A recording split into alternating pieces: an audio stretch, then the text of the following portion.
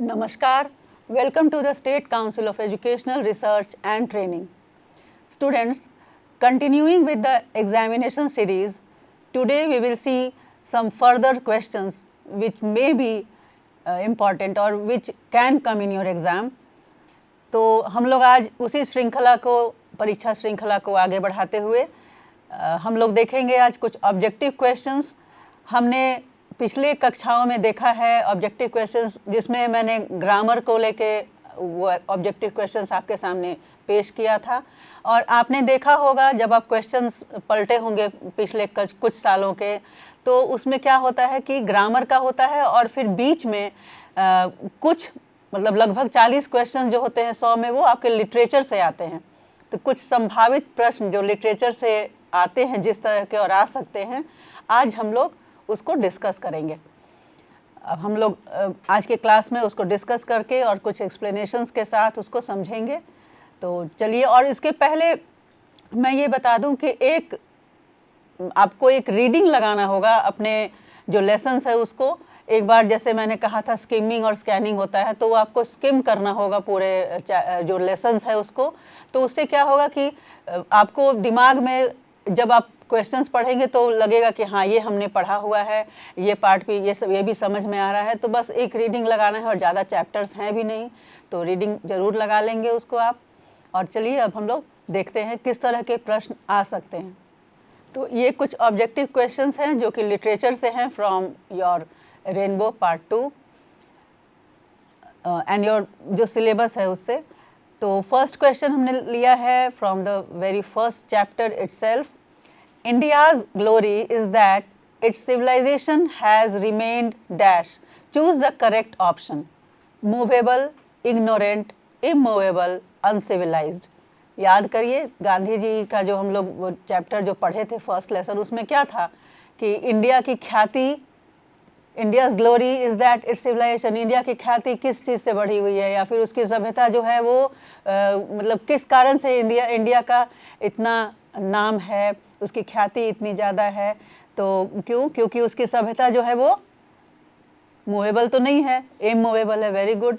तो वो बिल्कुल मतलब हिलने वाला नहीं है, बिल्कुल कॉन्क्रीट है, फर्म है। इसी कारण से हमारे कितने भारत की सभ्यता जो है सबसे प्राचीन है, और कितनी सभ्यताएं आई और गई हमने पढ़ा है उनके फर्स्ट और सेकंड पैराग्राफ्स में कि so many civilisations came and went, but हमारा जो है सिविलाइजेशन है वो एकदम स्थिर है, फर्म है। नानू काका वॉज नरेटर्स डैश। नानू काका कौन थे? ये लेसन कौन सा है? Pinch of snuff. तो नानू काका जो नरेटर के कौन थे? मामा थे। तो यहाँ पे क्या होगा? Maternal uncle. तो इस बात का ध्यान रखना होगा, मैटरनल और पैटर्नल के में आपको, वो नरेटर की माँ के भाई थे। तो आंसर इसका हो जाएगा ए। Very good. आप भी अपने साथ नोट कॉपी लेके बैठें और हम लोग जब क्वेश्चंस मैं पढ़ रही हूँ तो आप टिक लगाइए और फिर देखते हैं कि आपका कितना आंसर सही होता है। Because it's high time, you must have read the lessons, you must have prepared for your exam. अब रिविजन का ही समय है। तो who says, third question is, who says that every atom of blood is the same in all human beings. हमने writing section में particularly ये वाला ही poem लेके और आपको लिखने के लिए, एक्सप्लेनेशन के लिए बताया था, पिछले कक्षाओं में आपने देखा है। तो रिमेंबर कौन सा लेसन था, कौन सा पोएम था ये? Song of my self. Very good. तो किसका लिखा हुआ है? वॉल्ट विटमैन का। Very good. तो ये वॉल्ट विटमैन का है कि कण कण, जो जिस कण से मैं बना हूँ उससे तुम बने हो, हम सभी एक हैं। यहाँ पे थीम ऑफ इक्वालिटी, हर इंसान बराबर है, हर इंसान एक है, ये हमने देखा था। तो question number 4 is, Keats is a dash poet. कैसे पोएट हैं वो? वॉर पोएट हैं, मेटाफिजिकल हैं, मॉडर्न हैं, या रोमांटिक हैं? तो आंसर है romantic. Yes. New varieties of English is called dash. अब जो हम लोग बहुत सारा चेंज, पहले जो ओल्ड इंग्लिश था उससे बहुत सारे चेंजेस हुए हैं, और हम जब पढ़ते हैं तो हम लोग जैसे सॉन्ग ऑफ माई सेल्फ में जो इंग्लिश है हम लोग बोलते हैं वो ओल्ड इंग्लिश का है। तो अब जो नया वैरायटी आ रहा है उसको क्या बोलते हैं? न्यू इंग्लिश बोलते हैं, सेकेंड लैंग्वेज बोलते हैं, अमेरिकन इंग्लिश बोलते हैं या ब्रिटिश, तो न्यू इंग्लिश बोलते हैं। ठीक है। Who wrote the lotus? Lotus के रचयिता कौन है? किसने लिखा है? सरोजिनी नायडू, अरविंदो घोष, तोरू दत्त या रविन्द्रनाथ टैगोर? सही आंसर क्या है? Toru Dutt. Very good. English used since AD 1500 is called, क्या बोला जाता है? इंग्लिश जो AD 1500 से यूज़ हो रहा है उसे हम क्या बोलते हैं? ओल्ड इंग्लिश बोलते हैं, मिडिल इंग्लिश बोलते हैं, मिडिल इंग्लिश 18, या मॉडर्न इंग्लिश, या पोस्ट मॉडर्न इंग्लिश? तो आंसर क्या है इसका? Modern English. Very good. He lifted his head from his drinking as cattles do. ये किस पोएम का है? पहले आप रिकॉग्नाइज करिए, हमने पढ़ा है इसको। अगर आपको याद नहीं होगा तो एक बार अपने जिस चैनल पे आप इसको देख रहे हैं उसी पे आप फिर से जाके देख लीजिए इस पोएम को। मैंने बहुत अच्छे से इसमें आपको हर चीज़ को समझाया है, कैसे वो सांप जो है वो पानी पीता है जो सीमेंट का जो ट्रफ होता है उससे, और फिर जिस तरह से कैटल सर उठाते हैं वो उठाता है, इधर उधर देखता है, फिर पानी पीने लगता है। तो ये किस पोएम से है? स्नेक। Very good. और who wrote fire hymn? Next question है, फायर हिम किसने लिखा? इसको भी याद करिए आप। ऑप्शंस तो पहले मैं बताती हूँ, फिर याद करिए। Rupert Brooke, T.S. Eliot, Kamala Das, KKN Daruwalla. Hope you must have remember till now कि what is the poem about, और किसने लिखा है? KKN दारूवाला। इसमें पोएम में आपको याद होगा किस तरह से जो छोटा बच्चा है वो देखता है कि फायर जो है वो अपना काम नहीं कर रहा है, जो डेड बॉडीज़ हैं उनको जला नहीं रहा है, छोड़ दे रहा है बीच में। तो ये आपको शायद अब याद आ गया होगा अभी हम लोग जब ये कर रहे हैं क्वेश्चन। तो next, who wrote she stoops to conquer? ये किसका लिखा हुआ है? GB शॉ का, T.S. एलियट, सलमान रश्दी या ओलिवर गोल्डस्मिथ? तो the answer is Oliver Goldsmith. Which state does Martin Luther King Jr. want to see as a developed state? किस state को मार्टिन लूथर किंग चाहते हैं कि वो भी एक विकसित स्टेट हो, वो वहाँ वो भी एक एज अ डेवलप्ड स्टेट वो भी दुनिया के सामने आए? तो इसका आंसर क्या है? Alaska, Alabama, Texas, Chicago? कौन क्या होगा इसका आंसर? अल्बामा। आप टेक्स्ट में एक बार टेक्स्ट के थ्रू गुजरिएगा तो आपको सब कुछ समझ में आ जाएगा। I can only assure you that I enter this office in a spirit of prayerful humility and total dedication. ये किसी का कथन है, किसी ने स्पीच में बोला है अपने, जब वो स्पीच दे रहे थे। तो याद करिए, और किस लेसन से लिया हुआ है? तो ऑप्शंस हैं Bharat is my home, the earth, a child is born, the artist. तो आंसर इसका क्या है? Bharat is my home. Good. Nanu Kaka was coming to Delhi to visit his sister, to meet his nephew, visit the hospital, see a minister. याद कीजिए, नानू काका जब आ रहे थे, ऑथर बिल्कुल हड़बड़ा के उनको रिसीव करने गए थे और वो दिल्ली आ रहे थे। उसके पीछे वो पर्पस था, अपनी बहन से मिलने आ रहे थे? नहीं, वो मिनिस्टर से मिलने आ रहे थे। तो आंसर यहाँ क्या होगा? C a minister. As soon as he woke the next morning, अगली सुबह जब वो उठा तो he would open the tin and examine the gourd. Is from एक छोटा बच्चा है जो सुबह उठ के और वो गोर्ड को कलर किया करता था और उसको टिन में रखता था। तो वो सुबह उठ के और गोर्ड को ये देखता था, चेक करता था। तो ये किस लेसन से है? द अर्थ है, या how free is the press है, मैरिज प्रपोजल है, या आर्टिस्ट है? सेबी है बच्चे का नाम, आर्टिस्ट। वेरी गुड, आर्टिस्ट है, वो बहुत अच्छा आर्टिस्ट है। उसको गोड को पेंट करना उसका हॉबी है, उसको बहुत पसंद है, जिसके लिए वो अक्सर डांट भी सुनते रहता है अपने पेरेंट्स से। Next question is, in many traditional societies the relationship between dash is more important than that between husband and wife. तो यहाँ पे क्या होगा, daughter and daughter in law होगा कि मदर एंड फादर होगा, मदर एंड चाइल्ड होगा, या अंकल एंड फादर होगा। तो answer is mother and child. Of course ये रिलेशन जो है वो सबसे सर्वोपरि माना जाता है, तो बहुत सारे ट्रेडिशनल सोसाइटीज़ में। The second chief source of newspapers revenue is the government, politicians, wealth of the owner और पॉलिसीज। इन सब में से क्या है? आप यस, पहला नंबर ए आंसर जो है वो होगा गवर्नमेंट। आपने इसे अपने लेसन में पढ़ा है। एक बार मैं कह रही हूँ, एक बार आप जरूर से जरूर रीडिंग लगा लें सारे लेसन्स को, आपको सब फिर से रिकॉल हो जाएगा। बहुत ही सिंपल है, ऐसा कुछ नहीं है कि कहाँ से क्या आ जाएगा, लेकिन ये संभावित कुछ प्रश्न ऐसे हैं मैंने रखा है। लेसन से कहीं भी कुछ भी छोटा थोड़ा बहुत सिंपल क्वेश्चंस आ सकते हैं। नेक्स्ट क्वेश्चन नंबर 17 है, for the next 4 or 5 years Benji went on creating more houses for more hence. Benji अपने हेंस के लिए बहुत सारे घर बने, उसके रहने का जगह बनाने लगा, और क्योंकि उसके हेंस एग्स देती थी, वो हेंस को रख रहा था। तो for the next 4 or 5 years Benji went on creating more houses for more hence is from. ये बेंजी अपने हेंस के लिए बहुत सारा घर बनाना शुरू कर दिया था, बना रहा था, क्योंकि उसके हेंस बहुत एग्स लेकर रही थी। तो ये किस लेसन से है? The earth, a child is born, a marriage proposal, how free is the press. तो इसका आंसर है the earth. Very good. Hope you are also writing it in your notebook and then you will check it by yourself कि आप कहाँ तक अभी आपका revision हो चुका है। मेरे साथ अब मैं जब क्वेश्चन पढ़ रही हूँ तो आप ऑप्शन ए बी सी अपने कॉपी में नोट डाउन करिए, और फिर जब मैं आंसर बता रही हूँ तो आप उसको चेक कर सकते हैं। इससे आपका सेल्फ इवेल्युएशन भी होता जाएगा।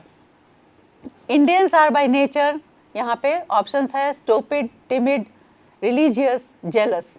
Obviously the answer is religious, धार्मिक होते हैं। लोमो वॉन्ट्स टू मैरी। लोमो याद करिए किस लेसन से है ये? Marriage proposal. Jessica, Florence, Susan और नटालिया। तो आंसर यहाँ क्या है? अब शायद आपको याद आ गया होगा, Natalia is the right answer. Yes. In Bangladesh dash is a kind of fairy tale. जो बच्चों को सुनाते हैं उस तरह का एक कहानी, मतलब कहानी को कहा जाता है। क्या है भाई? हम लोग देखते हैं ऑप्शंस। पहले ऑप्शन है तुफोत्का, जुफोत्का, कैंथोका एंड रुपथोका। तो the last answer, the option is the last one, रुपथोका is the fairy tale of Bangladesh. तो the next question is, O how feeble is man's power is from. याद करिए जो हमने पोएम पढ़ा है उसमें है कि इंसान का जो शक्ति है वो कितना फीबल है। इंसान कितना भी ताकतवर बन जाए, लेकिन वो कभी भी जो समय गुजर गया है अपनी, उसमें हमने पढ़ा था कि डेस्टिनी को वो कभी नहीं बदल सकता है। जो उसके डेस्टिनी में है वो होके रहेगा। जो और ऐसा इतना भी बिल्कुल ही पावर नहीं है इस बात को लेके कि वो अगर कोई अच्छा समय है तो उसको समय को बढ़ा दे, या फिर बुरा समय चल रहा है तो जल्दी जल्दी उसको ख़त्म कर दे। हमने पढ़ा था ना ये। तो ये किस में था? चलिए पहले ऑप्शंस देखते हैं। पहले sweetest love I do not go, fire hymn, snake, song of myself. Hope you have remembered. Yes, the answer is sweetest love I do not go, जो कि जॉन डन का लिखा हुआ है। Indian civilization is, Indian civilization क्या है? Dash, godless, based on matter, based on partiality और based on belief in God. तो इसमें से चारों में क्या है? भगवान पे विश्वास करना। इंडियन सिविलाइजेशन में तो ये सबसे मतलब अहम हम लोग देखते हैं। तो लास्ट ऑप्शन होगा based on belief in God. Mahatma Gandhi was not dash of material progress of the West. Mahatma Gandhi material जो प्रोग्रेस था वेस्ट में क्या था, मटेरियलिज्म था, और इंडिया में क्या था, हमारा जो मोरल वेलबींग, हम लोग जो मोरालिटी पे ध्यान देते हैं और ट्रूथ पे, सत्य पे, अहिंसा पे ध्यान देते हैं, वो हमारे कल्चर में, सिविलाइजेशन में टॉप मोस्ट पे होता है। तो वो वेस्ट के जो प्रोग्रेस मटेरियलिज्म से, उससे क्या वो आकर्षित नहीं थे। तो क्या होगा यहाँ आंसर, नंबर ए है, ऑप्शन ए है एनेमर्ड, बी है प्लीज्ड, सी क्रिटिकल, डी कंटेम्पचुअस। तो द आंसर इज एनेमर्ड। वो मतलब वहाँ से आकर्षित, उस तरह के वेस्टर्नाइजेशन से वो नहीं थे।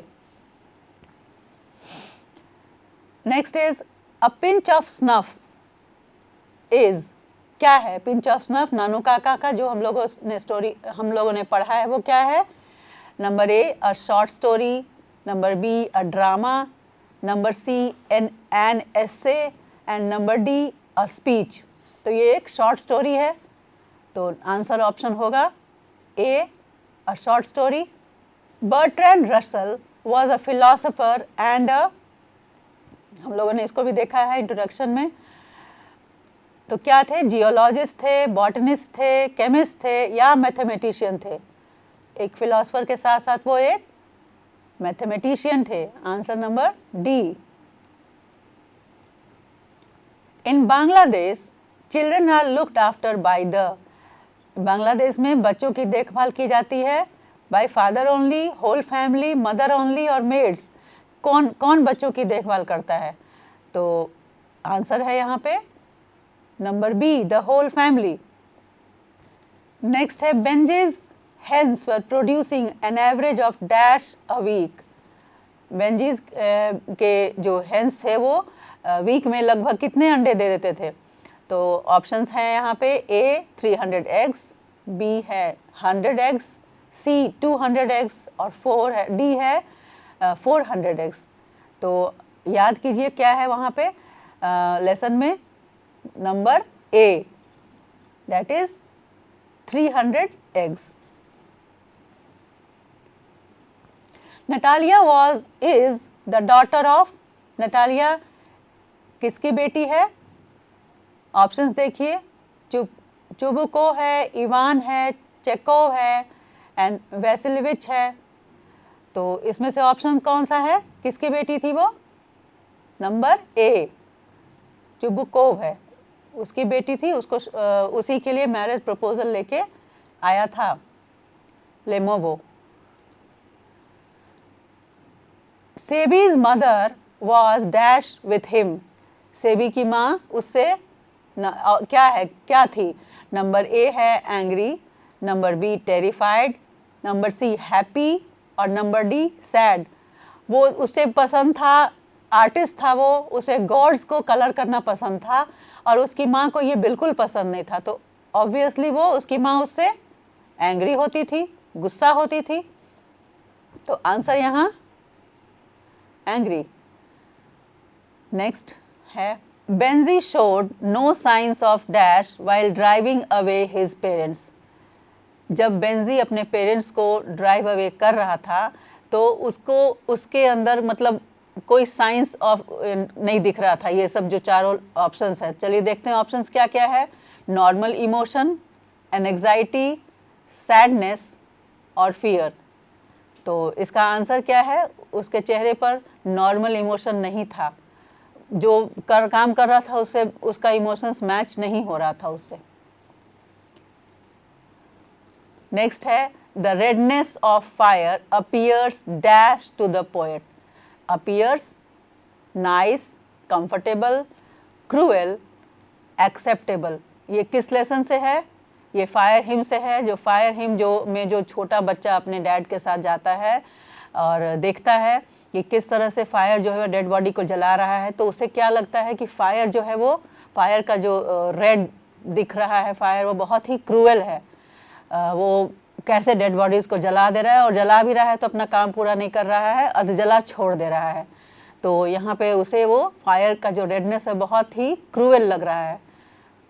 काइंड नहीं लग रहा है, कि मतलब वो छोड़ क्यों दे रहा है, अपना काम नहीं कर रहा है। तो यहाँ जो करेक्ट ऑप्शन है वो क्या होगा, सी, क्रूएल।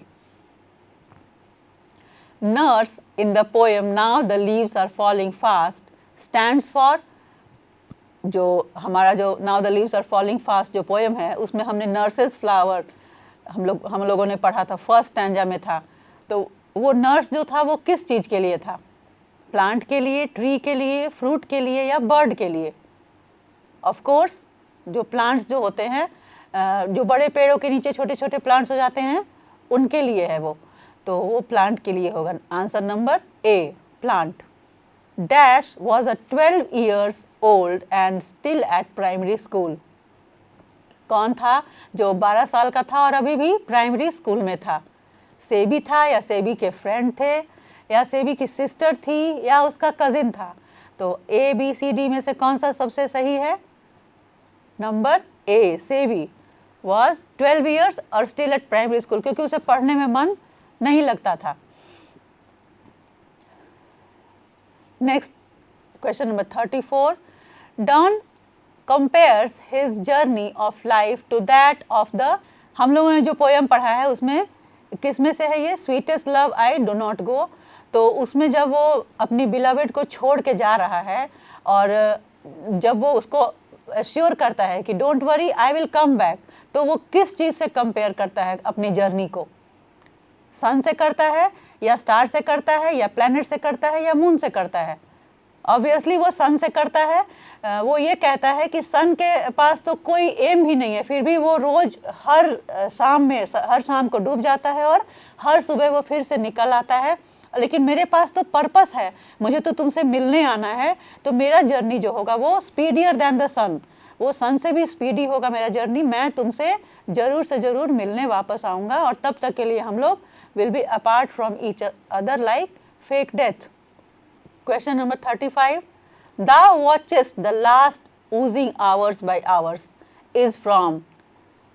यहाँ पे जो ऑटम है उसको पर्सोनिफाई करते हुए जो पोएट हैं उन्होंने कहा था कि ऑटम लेटी हुई है in the fields, in the granary, और वो देख रही है, कभी कभी वो गुजरती है खेतों के खलिहानों से, और जहाँ पे वो एप्पल का जूस निकाला जा रहा है वहाँ ड्रॉप बाय ड्रॉप कैसे गिर रहा है, ऊजिंग, लास्ट ऊजिंग्स जो है वो कैसे घंटों वो देखती है खड़े होकर के। तो ये याद आया होगा अब आपको कि किस पोएम से है ये? फर्स्ट है an epitaph, the soldier, ode to autumn and song of myself. शायद आपको याद आ गया होगा अब, ये है पोएम ओड टू ऑटम से लिया हुआ है, जिसमें वो बताते हैं कि जो कैसे वो जो ऑटम है वो घूमती है चारों तरफ। घूमती है चारों तरफ मतलब क्या, कि चारों तरफ अब ऑटम में खूब काम हो रहा है, खूब काम हो रहा है। जो पेड़ है वो फलों को पका दे रहे हैं, और किस तरह से सन जो है वो जो ऑटम है उसके साथ मिलके और कंस्पायर करके सभी जल्दी जल्दी जो फ्रूट छोटे हैं उनको बढ़ा दे रहे हैं, प्लम्प कर दे रहे हैं बेरीज़ को, और कैसे हर काम को जो नेचर को वो सपोर्ट करके और तैयार कर रहे हैं फॉर द विंटर। तो यहाँ पे आपको याद आ गया होगा कि किस तरह से वो जब सारे सेब का जूस निकाल कर रख लिया जा रहा है, फलों को तोड़ लिया जा रहा है, बीज जो है जल्दी जल्दी हनी बना रहे हैं, तो ये सब काम हो रहा था ऑटम में। तो ये ओड टू ऑटम पोएम है। 36. The Anglo-Saxons invaded in AD 449.